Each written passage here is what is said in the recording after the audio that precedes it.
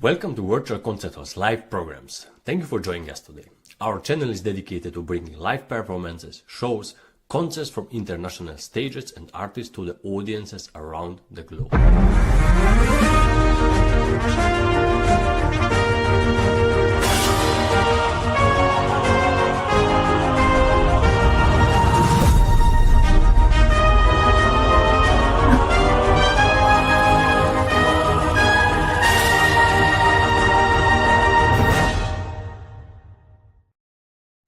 My name is Cristian Palagi and I will be your host for today. Get ready because another global music expedition is about to begin. Our filming crew is on board and we are set to explore the music of the world. We are off this week on a magical expedition to Italy. We are showing one composition from each concert in Florence, which is part of our colOrchestra project. Our destination is Florence, a city where history, art, beauty and music make every day feel special. We will see how powerful it is if the musicians come together. The artists, they're human beings connecting, they are keeping history alive and they are working together across borders. As I just said before, this concert is part of our colOrchestra project, season 2024-25. And just in December, we held our latest audition with many talented musicians worldwide. Over 4 days, they auditioned for prestigious orchestras, including the Bohuslav Philharmonic, Florentina Camerata, Cairo Opera Orchestra, Peduka Symphony Orchestra, Colorado Foundation Belgrade, Philippine Philharmonic Orchestra, Butler Symphony Orchestra, Slovak Sinfonietta, Royal Philharmonic Orchestra from London, and others. The colOrchestra auditions are organized by Artist Venture, Sound Expressivo and Virtual Concert Halls in collaboration with many organizations worldwide. This special audition is for musicians of all ages who can perform as soloists during the 2025-26 concert season, and if you are chosen, you will get to perform solo with the professional orchestras worldwide. These auditions are easy to enter, apply and audition live over the internet from anywhere in the world from your own living room. There is no need for accompanist, no time limit on your performance, and no restrictions on what you play. We want to see your best. This is a truly unique opportunity, especially for young musicians eager to experience playing with a professional orchestra for the first time. Just imagine rehearsing and performing in a different city or even a different country and reaching your resume and boosting your future career prospects. Perhaps you have a dream concerto, a piece you have always wanted to play, but haven't had the opportunity until now. This could be your moment. Plus, you have an incredible opportunity to travel with your music, exploring destinations like Thailand, Egypt, Italy, and both coasts of the United States. And not only our instrumentalists are welcome, but composers can also submit their music to be performed. We accept scores, live recordings, and even simply MIDI files. Our team can help you to figure out the best way to present your music using professional music softwares like Ableton or Sibelius. Our judging panel includes professional musicians and conductors, and for each audition, we choose judges who are experts in that special area. And our next live online audition are happening March 14 to 17 and June 13 to 16, 2025. Find all information on soundexpressivo.com. You can also find this information in the video description, both before and during the live show. But now we are taking you the concert presented by Florentina Camerata with the guest conductor Gevorg Sargsyan, who is also one of the founders of this project, colOrchestra. This afternoon we invite you to join us for a special broadcast featuring a performance of Simonide Braconi's poignant composition Il Canto del Silenzio, the Song of Silence. This work, deeply resonant and emotionally charged, showcases the remarkable artist of S.Braconi, a musician of international acclaim. Simonide Braconi's journey in the world of music is truly inspiring. Born in Rome in 1971, he honed his skills and prestigious institutions, including of Santa Cecilia Conservatory in Rome and the Hochschule für Musik in Freiburg, Germany. He had the privilege of studying with renowned figures like Sen Esposito and Kim Kashken, and further refined his talent through masterclasses with viola legends Bruno Giurana and Yuri Basmet. His exceptional talent was evident early in his career. At the remarkably young age of 22, Riccardo Muti appointed him principal viola of the Orchestra del Teatro alla Scala in Milan, a testament to his extraordinary abilities. This prestigious position launched him into a celebrated career, taking him to concert halls across the globe. He has graced the stage with the world-class orchestras, including the Berlin Philharmonic, and collaborated with renowned artists such as Marta Argerich, Uto Uchi, and many others. Beyond his performance career, Mr. Braconi is also a dedicated educator, sharing his knowledge and passion with aspiring musicians at the Milano Music Master. Furthermore, he is a gifted composer, adding another dimension to these already impressive musical contributions. Today we have a privilege of experiencing his compositional talent through Il Canto del Silenzio. This work, a single in uninterrupted movement, it's a powerful and moving reflection on the shared experience of the pandemic. It's a musical tribute, a lament, and perhaps an exploration of hope in the face of adversity. Composed in the contemporary style in 2021, Il Canto Silenzio delves into the depths of human emotion, expressing the quietude, the uncertainty, and the resilience that characterize those unresented times. It's a piece that speaks to the heart, inviting listeners to connect with the emotions it evokes. This concert was played right in the center of Florence, a city full of art and culture, where you can feel history everywhere you look. Let's show a short video where Mr. Pera from the iClassical Academy talks about the wonderful Auditorio Santo Stefano where the concert was played and about its history. Enjoy.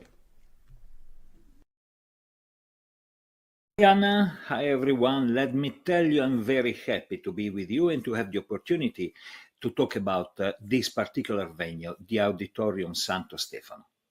Auditorium Santo Stefano was not built as an auditorium. Actually, it was built in the 11th century, so we are back in the Middle Age, and it was built as a church, the Church of Santo Stefano.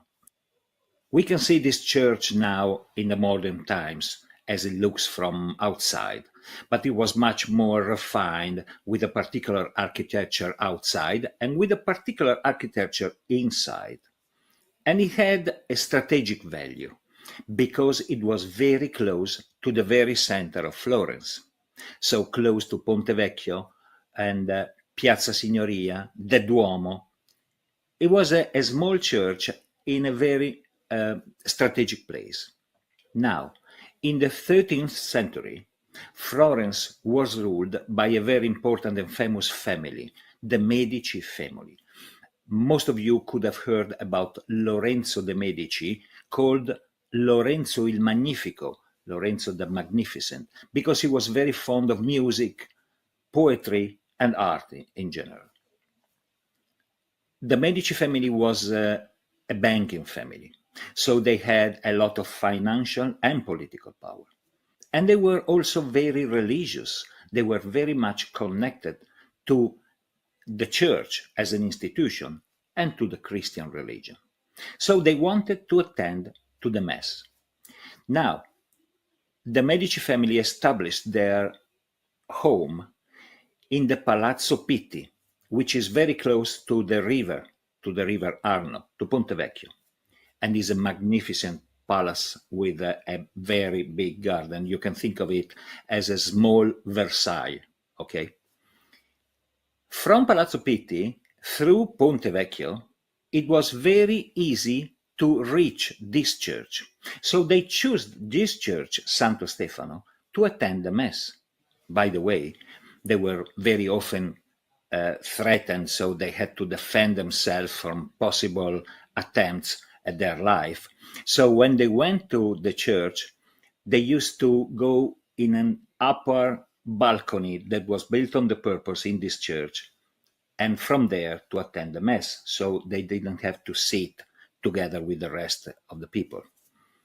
In 1981, so back to the modern times, this church ceased to be a church because the community realized that they had so many churches in Florence and in the surroundings that some of them had to be deconsecrated, as we say. So they stopped to be churches. They remained with the same architecture, but no masses and no more Catholic rituals would be performed in there. It was decided, as regards Santo Stefano Church, that it would stay as a place for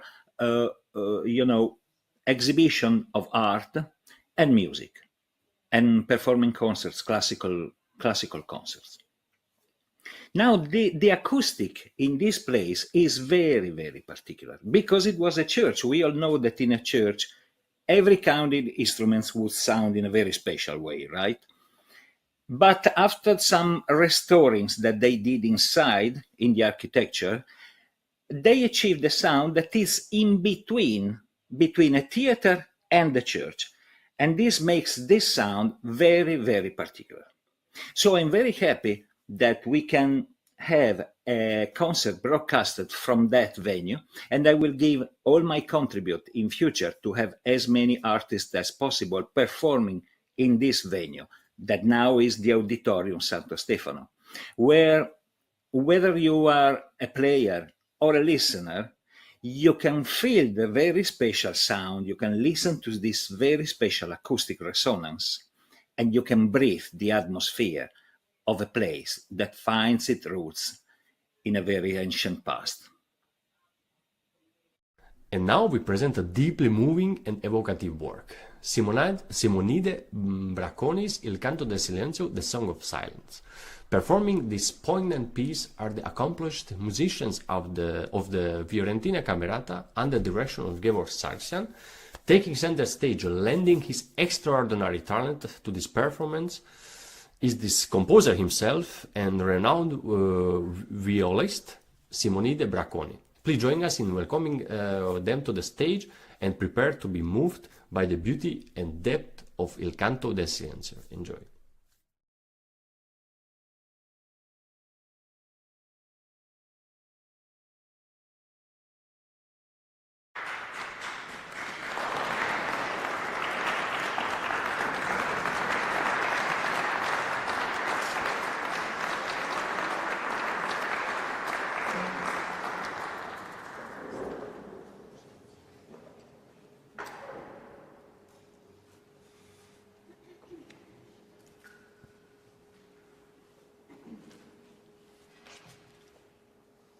Buonasera, volevo semplicemente spendere due parole su questo brano che ha visto la luce, le prime battute proprio durante il periodo pandemico e poi è stato completato quando finalmente avevamo cominciato a uscirne fuori. Ecco. E a quel punto ho pensato di dedicarlo appunto alle vittime di questa tragedia che ci ha colpito. E il brano è in un tempo unico, ma è composto da diverse sezioni, ognuna delle quali rappresenta un po' un momento di questo vissuto. E ad ogni sezione io ho aggiunto una piccola didascalia e vorrei leggervele. Il brano comincia: come tutto ebbe inizio, concitazione e frenesia, il silenzio interrotto solo dalle sirene delle ambulanze, il canto del dolore, l'incertezza per il futuro. Ci si prepara alla battaglia contro il virus. Rabbia e disperazione nei giorni della pandemia e la frenetica ricerca di una cura. L'ineluttabilità del destino, la cui voce sovrasta ogni umano affanno. E infine il brano si conclude di nuovo con questo canto del dolore affidato alla Viola, ma questa volta avvolto nel conforto della fede. Ho pensato di intitolarlo così perché personalmente la cosa che più mi è rimasta in mente di questo bruttissimo periodo è proprio il silenzio, quindi il silenzio che non ha voce, quindi questo canto del silenzio è qualcosa che stona un po' le nostre orecchie, se vogliamo. Quindi, buon ascolto.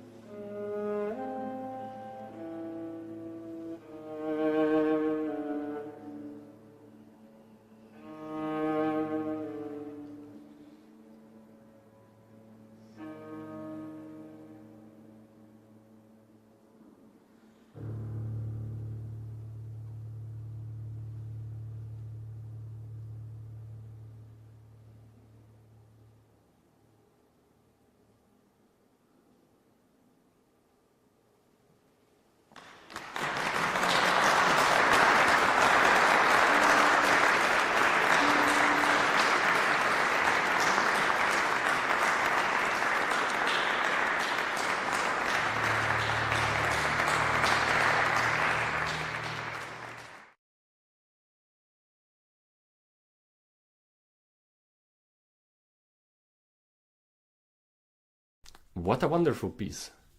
And we have reached the end of our performance of Il Canto del Silenzio for viola and string orchestra by Simonide Braconi, streamed from stunning Florence, Italy, with the Florentina Camerata under the guest conductor Gevorg Sargsyan.